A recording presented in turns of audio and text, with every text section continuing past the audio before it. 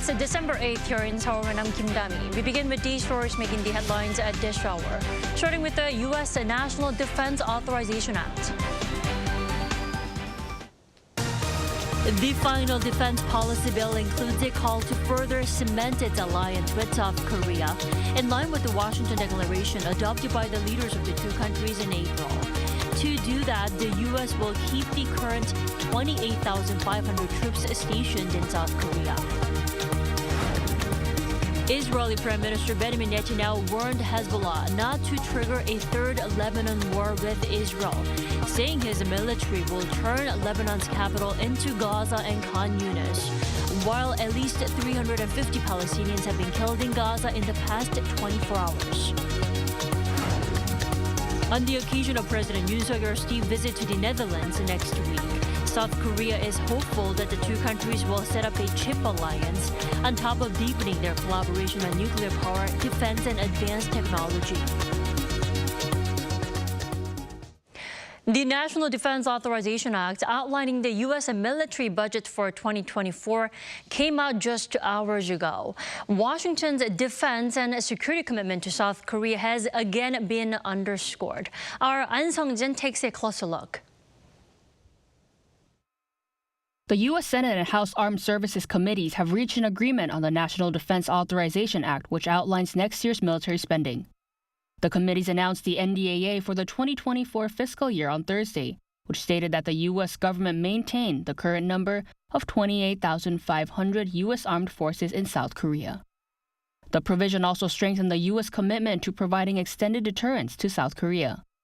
It added that the United States must continue efforts to strengthen military alliances and defense intelligence sharing in the Indo-Pacific region to gain advantage over China. The bill also emphasized that it would reinforce the U.S. alliance with South Korea by fortifying security cooperation on nuclear deterrence, which was highlighted in the Washington Declaration, a mutual defense treaty that was agreed in April on South Korean President Yoon Suk-yeol's state visit to the U.S.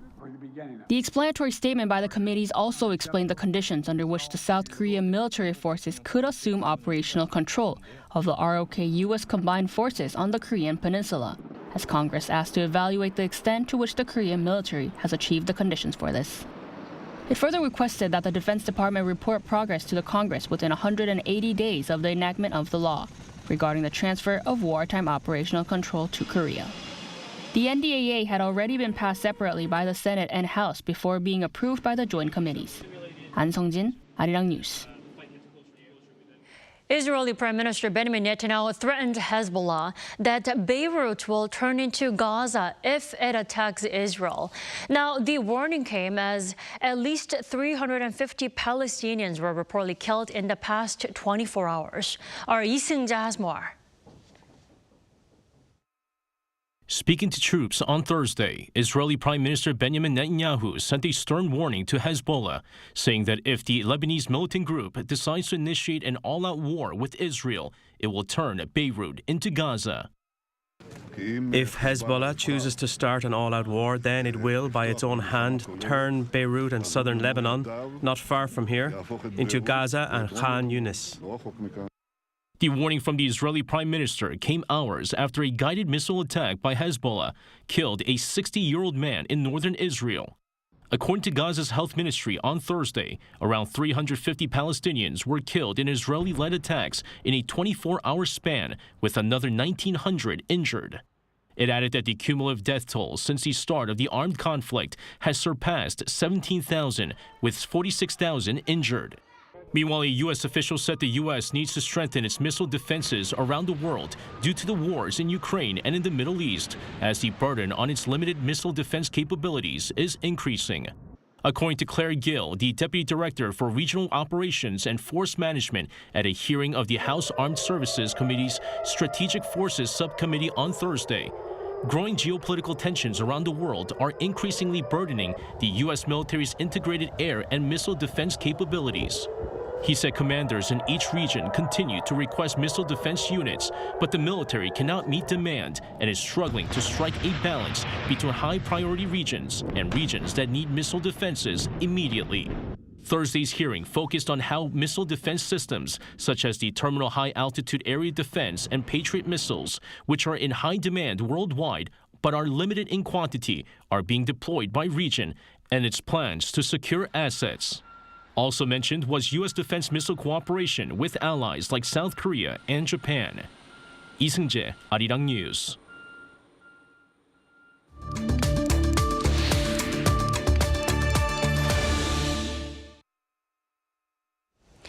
We're halfway into the 28th meeting of the UN Climate Change Conference, COP28, taking place in the UAE this year.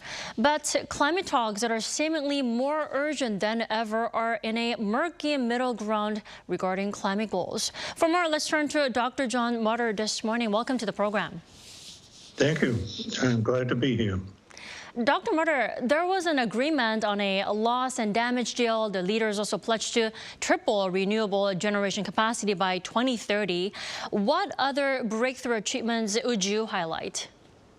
I can't think of any. And the problem is that although countries honestly make commitments to do certain things by certain times, they really don't know how to do it.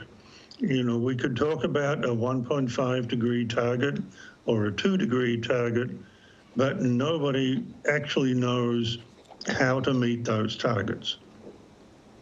Right. That's exactly why there are concerns that this year's UN climate talks may not produce the first global agreement to, phase out fossil fuel use. What's the struggle here? Is it because it's being held in a major oil producer? What do you think? The fact that it's been held in Dubai is, what can I say? It's bizarre. It's a major oil-producing region. The chair is, a senior person in the development of oil in the Emirates. There's two things here. One is to say, this is ridiculous because, 90% of people would say we have to reduce fossil fuels. The other perspective is to say, well, we really need to engage the oil industry.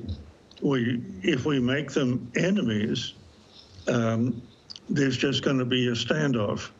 So, how can we join with these big companies to do something important for the planet?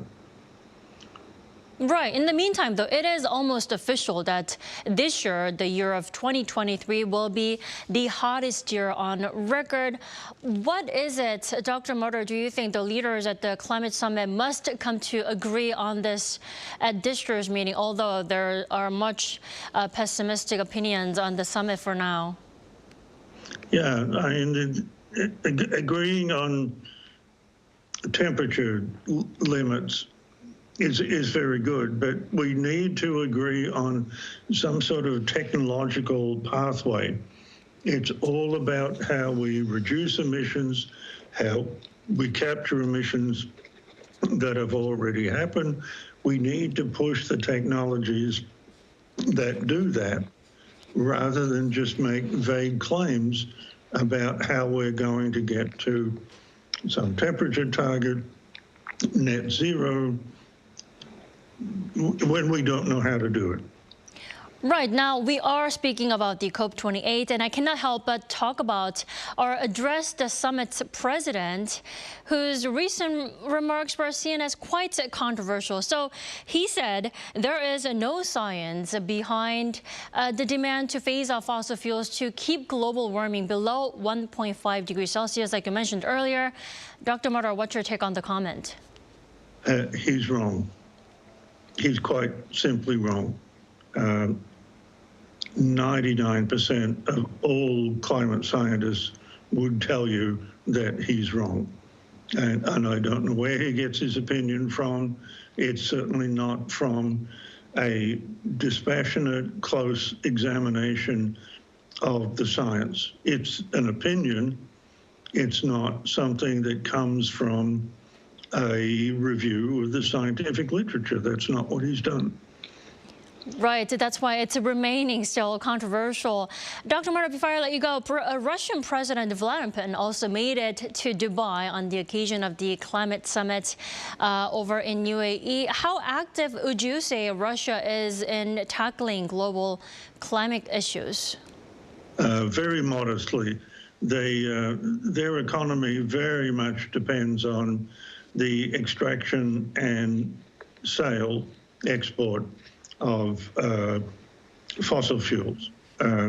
It would be a big blow to the Russian economy if really serious reductions in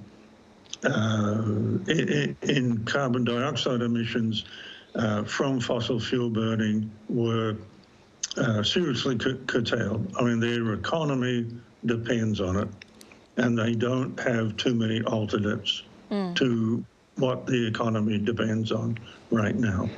Right, like I mentioned, we are halfway into the summit. We still have a couple of days to really come to an agreement on those ditching fossil fuels. For the next few days, Dr. Marta, what do you think will be the hottest topic at the summit? It'll be the same topic that's been the hottest topic on all the summits. Should be the temperature target, but it's probably not the right thing to do.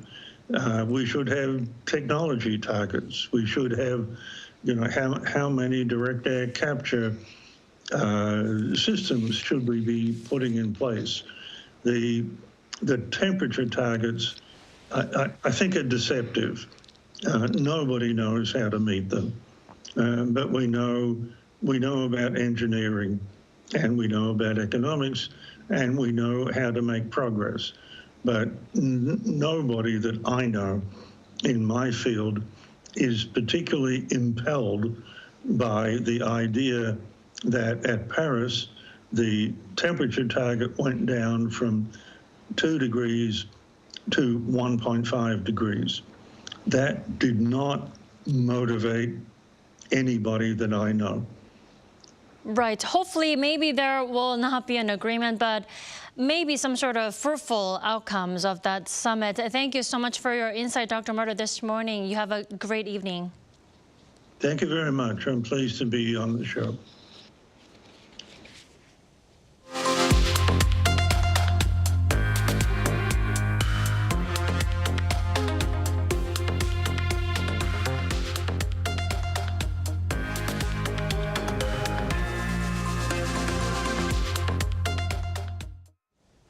President Yoon Suk-yeol is heading to Amsterdam next week. He'll be seeking to secure a stronger chip alliance with the Netherlands. Our presidential office correspondent Oh Soo-young tells us more. South Korea will forge a semiconductor alliance with the Netherlands, along with close partnerships in green energy, defense and high-tech sectors. That's according to President Yoon Suk-yeol's office on Thursday, ahead of his trip to the Netherlands next week. First, amid geopolitical conflicts and economic instability affecting the production of semiconductors, South Korea's biggest export item, Seoul will seek to stabilize supplies of chip-making equipment for its firms. As the Netherlands is home to ASML, the world's biggest manufacturer of lithography machines used to produce over 80% of all semiconductors globally, Seoul hopes to combine Dutch equipment with South Korea's advanced chip manufacturing.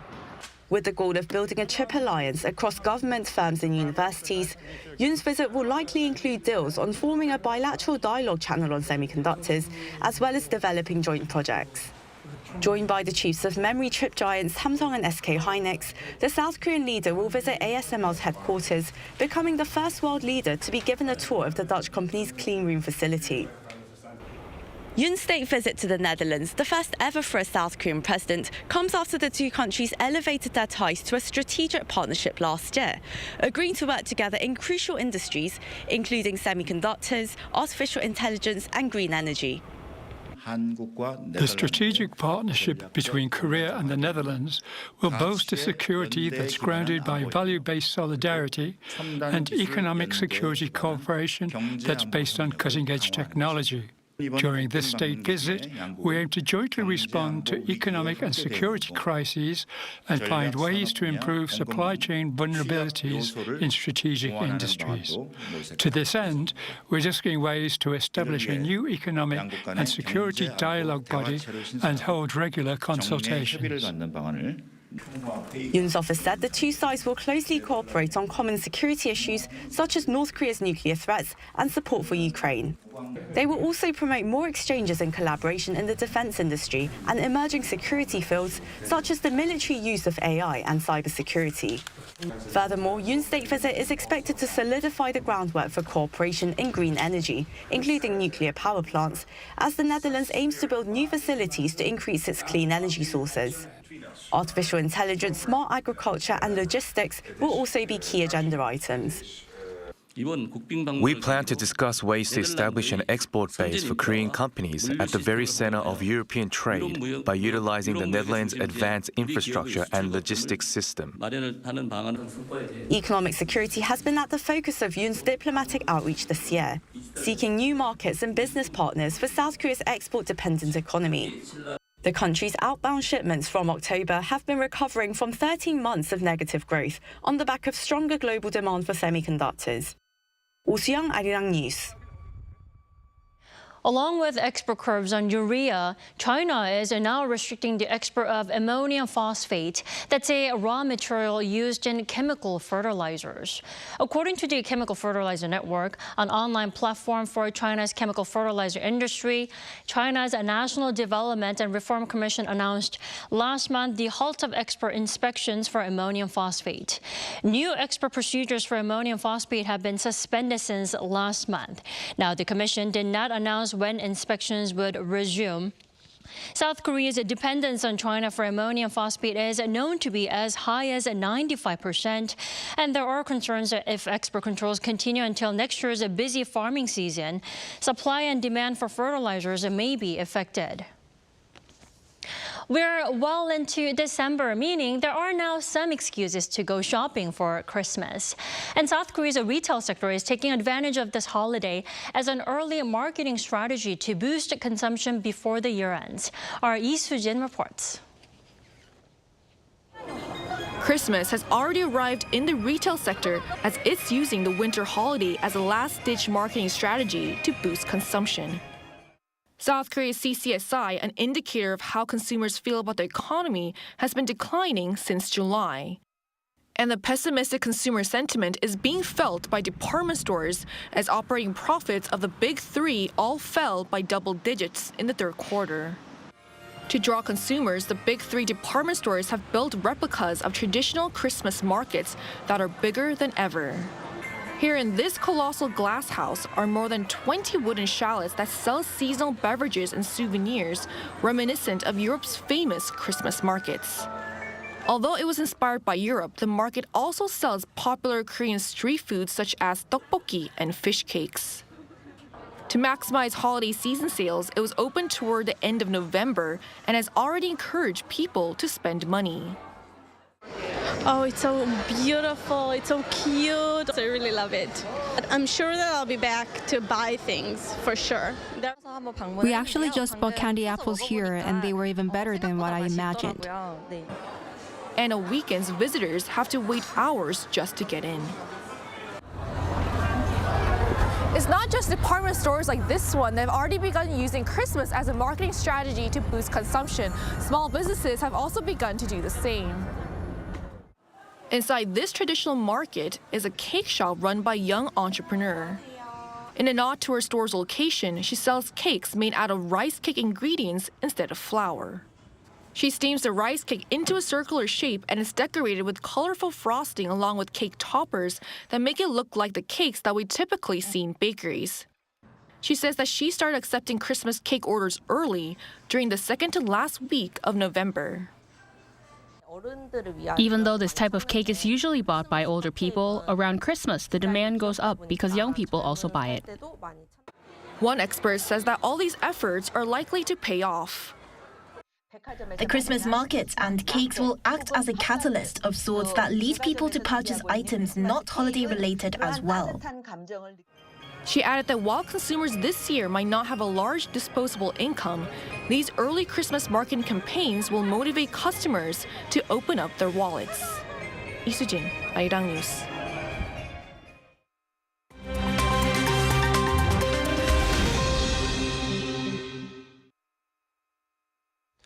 Good morning, I'm Kim Xiang. We now turn over to stories from around the world. We begin in South America, where the changing government in Argentina appears to have put the long-expected EU-Mercosur trade deal in jeopardy. Leaders of the 4 nations in the Mercosur trade bloc, Argentina, Brazil, Paraguay and Uruguay, met in Rio de Janeiro on Thursday to discuss the future of the South American common market, with the EU trade deal as the main agenda. The EU-Mercosur agreement, which is more than 2 decades in the making and had been expected to be announced at the summit, would create a free trade zone comprising of some 743 million people. But the change of government in Argentina, which is to take place just 3 days after the summit, has derailed the final agreement, as Argentina will leave the decision to the incoming president, Javier Milei. Brazilian President Lula da Silva expressed frustrations as the libertarian Milei has previously said Mercosur serves no purpose. Now to Russia, where the date of the country's 2024 presidential election has been set for March 17th. Members of the Federation Council, Russia's upper house of the parliament, on Thursday voted unanimously to approve the motion. Incumbent President Vladimir Putin, who is in his 4th term in office, has not yet announced his intention to run again, but is expected to do so soon. Under current constitutional rules, Putin is eligible to stay in power for 2 more 6-year terms. While Putin currently has no real challenges to his presidency, as prominent critics of his regime are either in jail or abroad, 2 people, former lawmaker Boris Nadezhdin and Yekaterina Duntsova, a journalist and lawyer, have announced plans to run.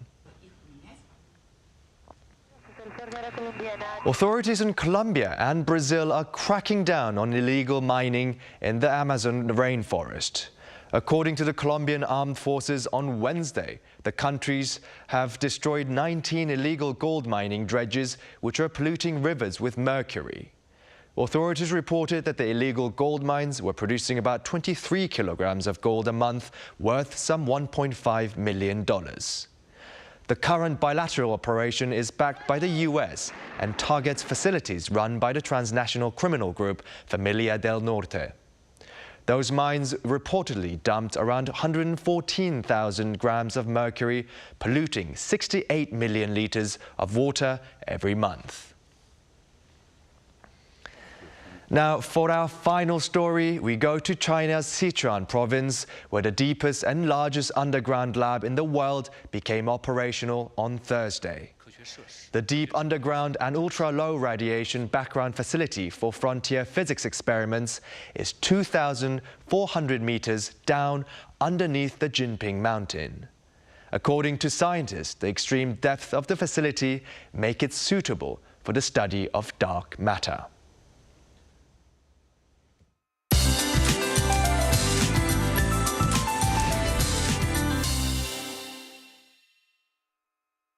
Good morning. It's going to feel more like early spring today. Warm southwesterly winds will bring spring warmth to most places. Today could be remembered as one of the warmest December days on record. Speaking of which, this year's autumn was the 3rd warmest autumn on record since 1973. Then you might be wondering if we'll be covered by dusty air all day, but actually air quality will be decent except in the capital area and Chungcheongdo provinces, where the dust level could go up high in the afternoon. Meanwhile, a dry advisory has remained in place for nearly 3 weeks in parts of the East Coast, so please be careful with anything that could start a fire. Even sunny skies are expected for most regions today. Seoul topping out at 16 degrees, Jeju at 23 degrees this afternoon. The warming trend continues through the weekend with rain in the forecast next Monday, but temperatures will stay above norms next week. Then a week after will be a bone-chilling one. That's Korea for you, and here's a look at the international weather conditions.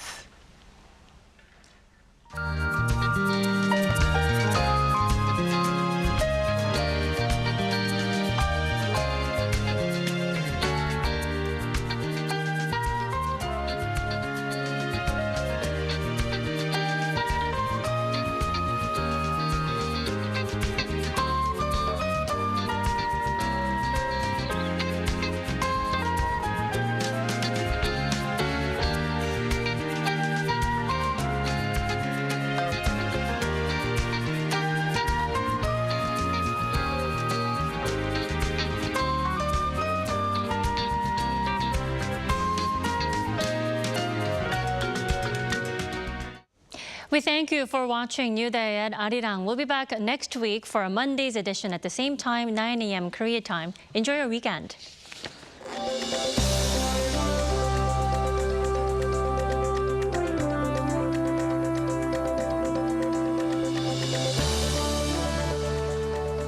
하나, 둘, 셋.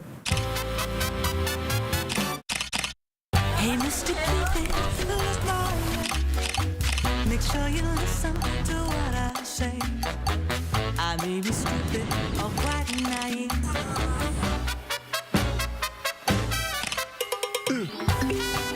끝없이 쏟아지는 포토스팟.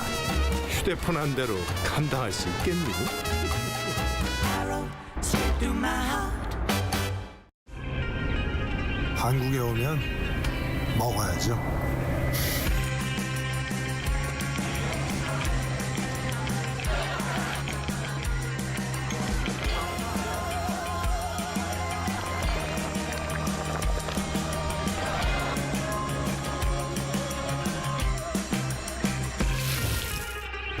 먹어도 끝이 없는 나라.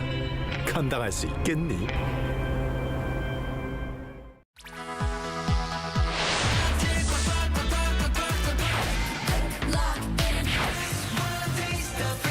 솔직한 사랑 표현법을 담은 곡입니다. 동시에 느낄 수 있는 곡인데요. 내 목소린 널 입술.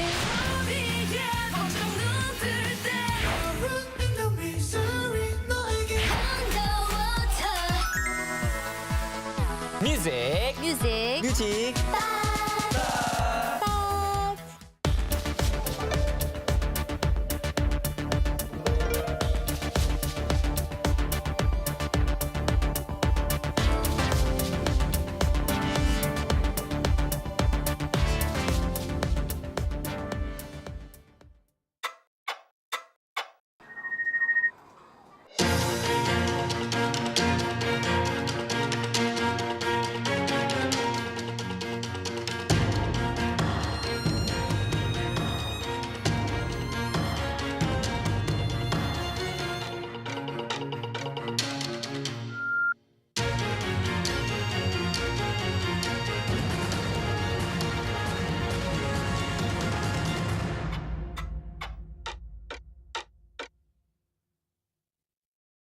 자유는 어떤 장소가 아닐 수도 있습니다. 자유는 우리 가슴 속에 있는 것일지도 모르죠. 자유를 찾는다는 건 어쩌면 내 가슴 속, 내 자신을 찾는 것과 같은 의미가 될 수도 있겠네요. 그러니 우리는 언제 어디서든 자유로울 수 있습니다.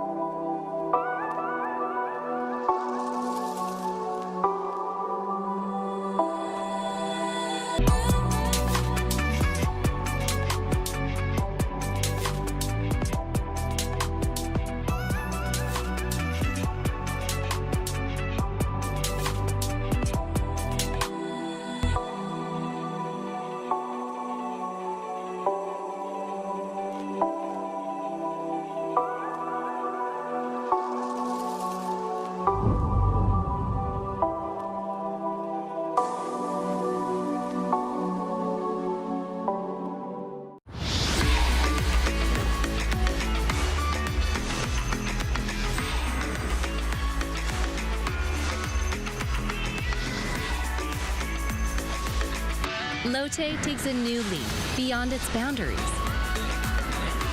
our change will lead to better lives for all. New Lotte, the power of a better world.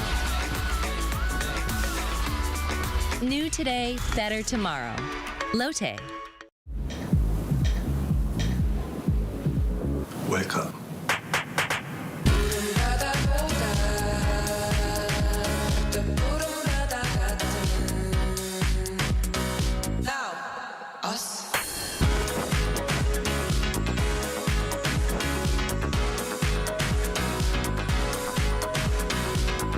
엄청난 에너지를 춤으로 뿜어내는 나라. 감당할 수 있겠니? 한국에 오면 먹어야죠.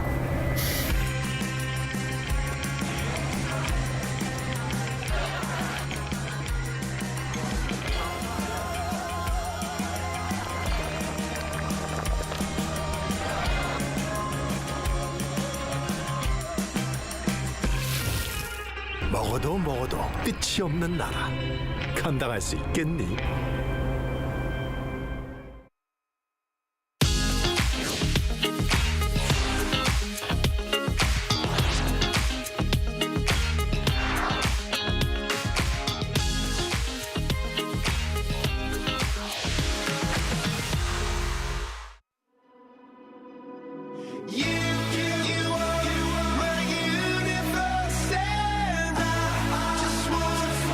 Make a new type of news.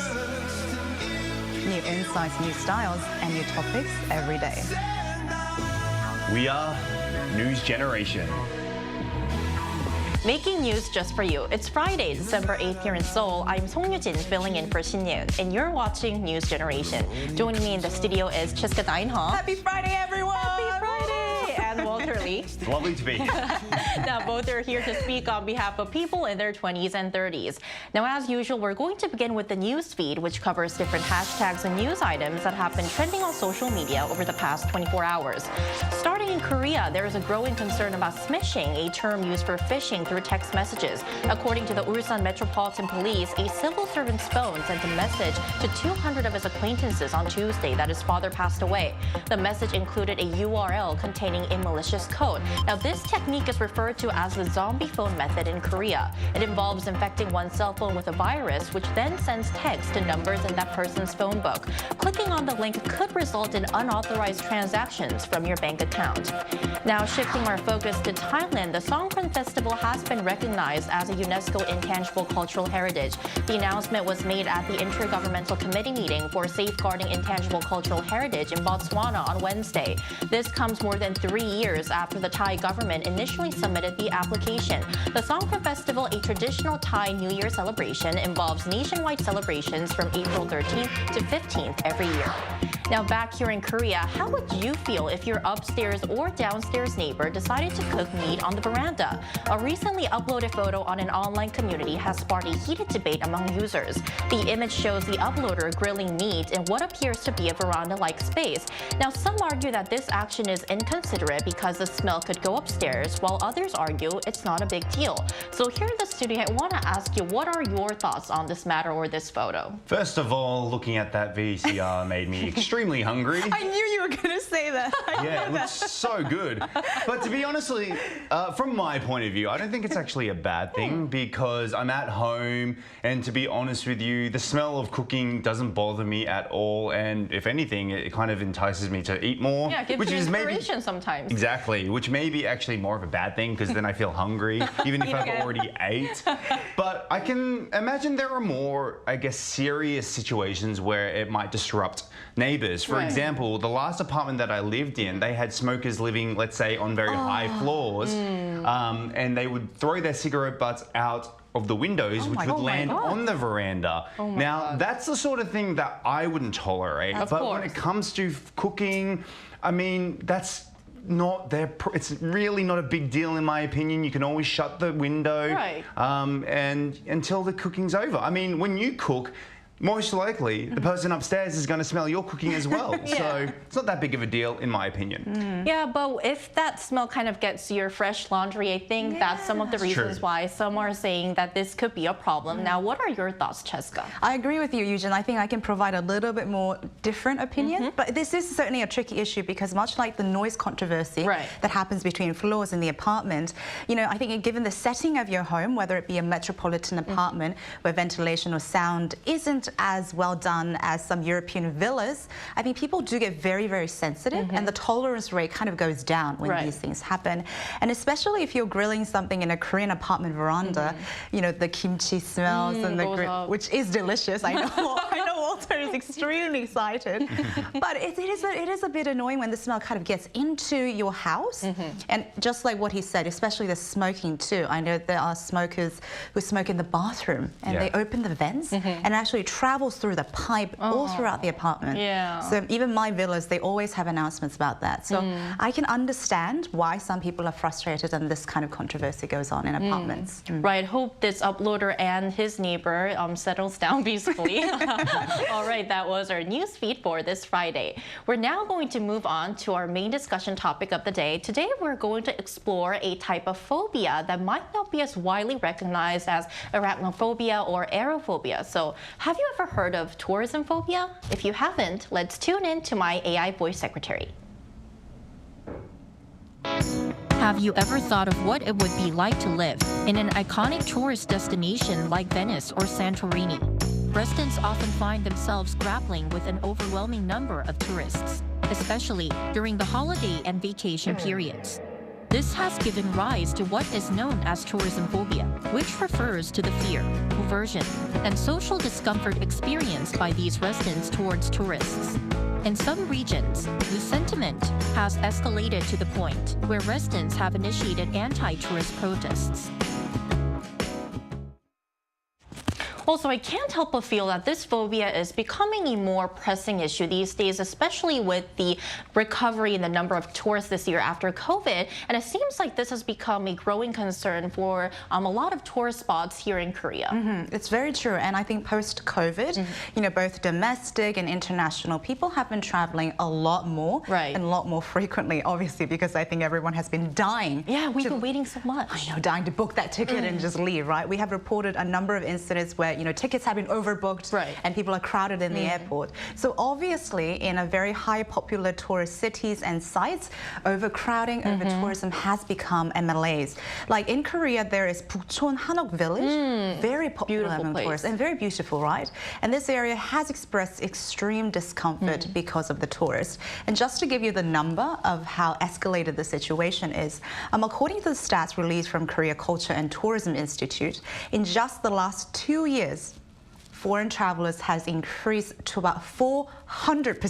400%? 400. So just to give you a clear number, the number jumped from about less than 1 million, about 960,000, to 5.5 million this year. Almost 6 times. Yeah. So you can imagine how crowded some places would be if you imagine 5.5 million people traveling in very specific tourist sites in Korea. And I exactly understand why this problem is becoming bigger, because now these tourist spots were already packed with tourists, but now with the recovery in the number of tourists, we're continuing to see more of them, which is causing a headache, right? That's correct, yes. And this actually really does heavily link to our generation. Now, think about our generation. What do we think about? We think of social media. We think of getting that pic for Instagram.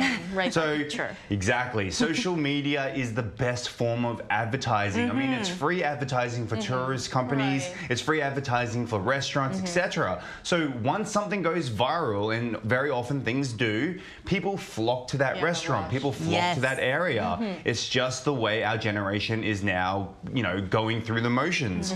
But this phobia isn't just amongst international travelers going to other countries, but also domestic travelers. So for example, Koreans who are traveling within Korea, they, especially in like the place like Jeju-do, like Jeju-do, or Jeju Island, sorry, is one of the biggest holiday places if you just want to travel domestically here in South Korea. I know I love going going there. It's one of my favorite places. And I've actually felt maybe like I've experienced this sort of tourism-phobia before, because I went to a Muna ramen place, which is an octopus ramen place, seafood octopus ramen restaurant with my wife. And I was not treated in the best way along with my wife. We were put at the back of the restaurant, and I noticed that the restaurant wasn't exactly full, and the waitress was not the nicest to us. Now, this may be because that my wife had a very strong Seoul accent compared to the Jeju accent, or she might have just been having a bad day. I hope it was the latter. However, yes, I can imagine these are the sorts of behaviors that are coming across to tourists as well. So even though overcrowding is bad, it can also affect tourists coming into Korea. Absolutely. Right. So you mentioned your example kind of shows one of the symptoms or traits, common traits of tourism-phobia. So let's delve a bit deeper into this phenomenon. So what factors contribute to local residents actually like suffering from social media, tourism-phobia, for example? What kind of like attitudes of the tourists? You know, we have to be a little bit generous because some of the behaviors are actually begotten purely by ignorance, not all, but some, as in they actually don't know that this is a residential area, and you know this is a, you know, they're unaware of the situations that some people in, so they take photos in front of these houses and create noises, you know, even peering in and looking into the houses against the privacy of the residents. Right, definitely. As you all may know, trashing is always a huge issue for any of these, you know, popular sites and places that, you know, humans tread, and I guess some even ask the residents if they could use the restroom. I do not know how it passed, but they did. And if you've been here, Walter and Eugene, the streets are extremely narrow. Like alleyways. And, and steep. So imagine if you have a constant flow of crowd going back and forth, your only alley for you to get down. I mean, it can cause a lot of commuting issues for the residents, illegal parking, safety issues. I mean, the list really goes on. But I also want to say, before placing the blame solely on the tourist, we also have to be mindful that there should be rules, regulations, and policies implemented to protect the residents and also provide the travelers with a better experience. I definitely agree. And we talked about Bukchon Hanok Village, which is located in Seoul, but I heard that there is tourism-phobia going on in other tourist spots in the country as well. Yeah, like I mentioned before, Jeju Island is one of those places, and it turns out that like tourists are disposing more and more waste, as you know, especially during the COVID period time where we couldn't really go outside the country. Jeju became a real hotspot for Korean tourists, and almost like an escapade, right? Some place to escape. Exactly. So like more waste for hotels, more waste for stay houses. As you can see, like Jeju is never not busy. Like even in the winter time, it's still not busy, right? That's a good one, yeah. This has caused the government to even try to introduce a controversial entrance tax just to get in. And as we can see here, this is Yosu, I believe. Yosu is very well known for its Nangman Pocha, which are street food vendors, a very popular destination for MZers. Now this street is flooded with tourists, and there's also Hanok Village, but all these places that I've just mentioned usually have tons and tons of people on a weekly basis, not even just on the weekend, but also on the weekdays, because a lot of people think the best time to go to these places is during the weekdays, but everyone has the same idea. They so 7 days a week. Right, 7 days, 24/7. Yeah, imagine being a person who lives in one of those places and constantly someone's walking past your house. I wouldn't want to imagine it. So we now talked about Korea, but to expand our discussion, what's the situation like in other parts of the world? Because I remember a few years ago reading news reports, news articles about like these anti-tourism sentiment, tourism-phobia, some even initiating protests in European cities. You know, I think over-tourism can cause huge malaise to the residents in the areas if not properly managed. Just to give you an example, I lived in Manhattan for the longest time, and even if it took extra time or extra footing, I would try to avoid Times Square at all costs. And I'm sure I wasn't the only one. And I think one thing I thought America did really well in my personal experience was the strong enforcement of regulations. They would have very strict hours for going to the museums or even going to certain cities. authorities, and they would create passes to control people in certain locations. And I think, Walter, you would be happy to tell us more, but Europe has been seriously ill with times over tourism and have started putting on bans, taxes and fines. And there was a French startup called Murmuration, which sort of monitors the environmental impact of tourism by using satellite data. And they actually stated that 80%, imagine the 80% of all the travelers, they congregate in just 10% of very specific world location, meaning bigger crowds and fewer spots, and these locations never getting a break from people coming in and coming out. So just imagine how exhausted that city or that nature would be. Right. And now turning to you, Walter, you will be able to tell us about what countermeasures Europe has been taking. Yeah, so obviously Europe is one of the biggest destinations when it comes to traveling. Everyone wants to go because everything is so close. You don't have to fly for very long once you get there. And I know for countries like Rome and Spain, they are massive tourist destinations, right? Everyone wants to go to Spain or Rome, and one of the many things people like to do is go sit on the stairs of Rome or sit on the stairs of Spain, which has a macaron, wine. Exactly, and just be very French-like or whatever, or Spanish-like. But the reason why is because the background is beautiful. They can take again, comes back to social media. They can take all these photos. However, like Cheska mentioned, if you're putting 80% of the population into this 10% of the area, imagine how many people that would be, and it wouldn't be a great photo, to be honest with you. Have you ever seen that picture of everyone at the Leaning Tower of Pisa doing this? And when you see everyone else doing it, it looks strange. You can only see the people. This is another example of over-tourism. I think there's so many people. And another example, in France, the Louvre Museum, they actually have now time limits of how long you can be in there. So if you're going to see the Mona Lisa, it's best to run to that place first, admire it for the time being, and save the other things for later. Right. So a lot of problems are arising. For example, congestion, littering, and many more. And we also asked our viewers whether they live in a tourist area, and if so, are there any discomforts? Now, here's what 3 of them had to say. So looking at the comments, Hannah says, within a 20-minute walk from my home, you'll find the majestic Tokyo Skytree. While the tower attracts a large number of tourists, especially on weekends and during holidays, there's nothing particularly uncomfortable around where I live. I'm grateful to have such a stunning landmark in my neighborhood.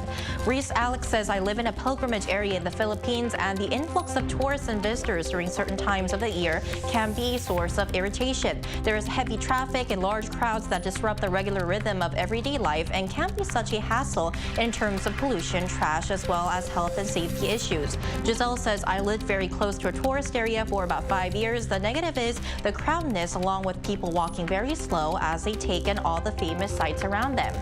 So some of our viewers said that they have experienced inconveniences, while some say they haven't. I think that the opinion kind of divides because not all tourist areas have the same conditions. Some areas can be really big and some areas can be really condensed, right? Absolutely. Right. So now to expand our discussion, we're going to include a young person living in a tourist spot in our talks. We'll be right back, so stay tuned.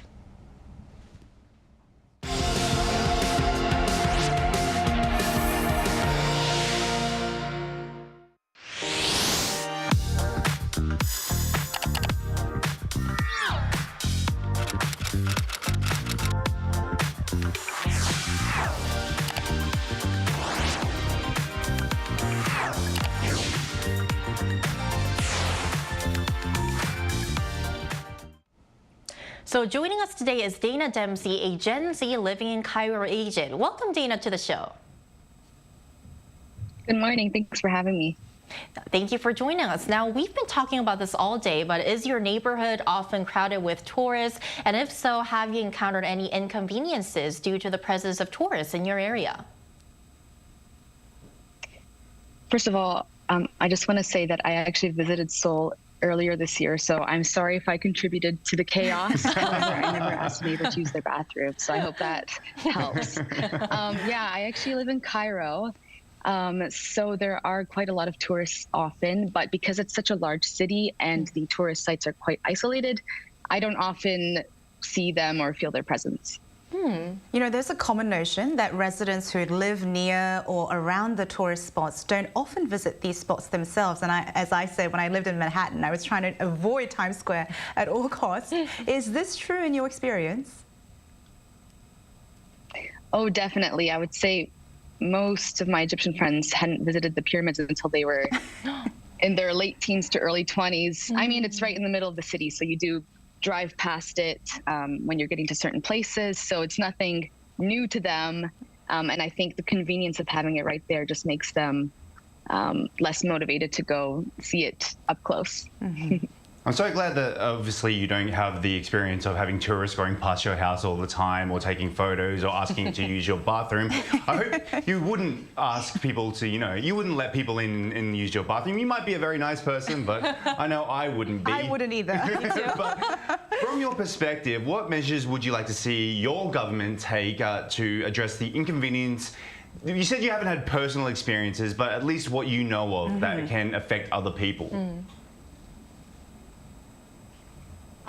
Honestly, as in terms of inconvenience, I would say just the biggest one is they keep building things closer and closer to the pyramids. And I think that leaving an open space around it is a really good idea because it's such obviously a sacred place. And it's beautiful with the desert surrounding it. So the more buildings come in closer, I think the more the beauty is disrupted. So if I could ask for one thing, that's what I would ask for.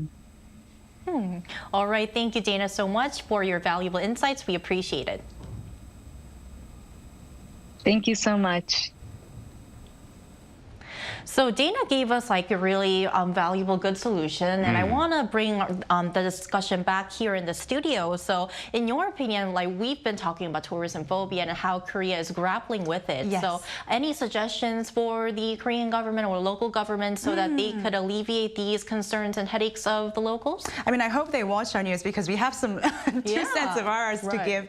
But just like people, I think the environmental really and perhaps quite desperately needs time to recuperate. And we've seen it during the COVID times. If people just take a little bit of backseat, the nature has incredible power to regenerate and then come back. So what I suggest, and I did this in another episode, is called city vacation. And I know Walter thinks it's something else. But I think it's like you're just bringing more people to the city. It's like vacation, come. No, it's actually for city to take a vacation, where these popular cities take temporary restrictions and not have tourists coming in. So the city also has time to prepare and accept better business and better people and provide better settings for the tourists. Now, another thing that I can think of is safety. That is, I think, always a grave concern. So for both the residents and the travelers. So if traveling is just a wonderful way to meet people and to become educated, so I do hope that they implement regulations and rules to make sure that everyone has a safe and good experience. Right. It's important that everyone, including the locals and tourists, all have a pleasant experience, right? Now, what do you want to add, Walter? Well, I'm going to go from the perspective of being now a local here in Korea and my experiences from what I see as tourists. Not so much the regulations, but what we expect from our tourists. So that's the subject of tourist behavior. Now, people are so excited, including myself, when we go on holiday that after we've packed our bags, we tend to forget to pack our manners. Oh, that's such a good line. Make sure while you are packing your bags to also remember what manners you need while going to the country. Maybe look out for some cultural background information on countries, what's appropriate and what's not appropriate. Now, what I've seen here in Korea, and you've probably seen it if you've lived here in Korea as well, is certain tourists walking around drinking alcohol on the streets. Now, that's not uncommon for Koreans, and what I'm saying is you will see Koreans at parks, maybe in the convenience stores having a drink. That's fine. I'm talking about those people who walk around with bottles of soju, which is, I might remind you, hard liquor, and walk around and drink it and leave it on the side of the road or whatever. Just chugging it and then trashing it, right? Exactly. It's not meant for that. Respect the customs, respect the traditions, and that's what I do before I go to any other country. I make sure I know a little bit about the background. I know the do's and don'ts, and it's not like that isn't available for you. As we mentioned, we are the Social media generation, right? We are the ones who have access to more information about other countries than any other generation. So it's not hard for you to be able to, you know, just quickly go on social media, check out some social media do's and don'ts, and therefore go to the country. That's what I would like to see anyway. Some very great advice. City vacation, being respectful. A little bit more angry from Walter, but still good. It's not anger yet. It was great advice. All for sustainable tourism. All right, that's all we have for today, but we'll be here every day from 9:30 to 10 a.m. Korea time, bringing you more topics young people are talking about. Special thanks to Cheska Deinho. Pleasure's always mine. Thank you. And Walter Lee. Lovely to be here. Thank you everyone for watching. Have a great weekend, and we'll see you on Monday. We are News Generation.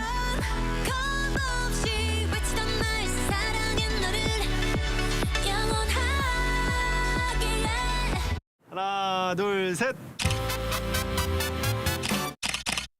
Hey, Mr. Cupid, who's mine? Make sure you listen to what I say. I may be stupid or quite naive,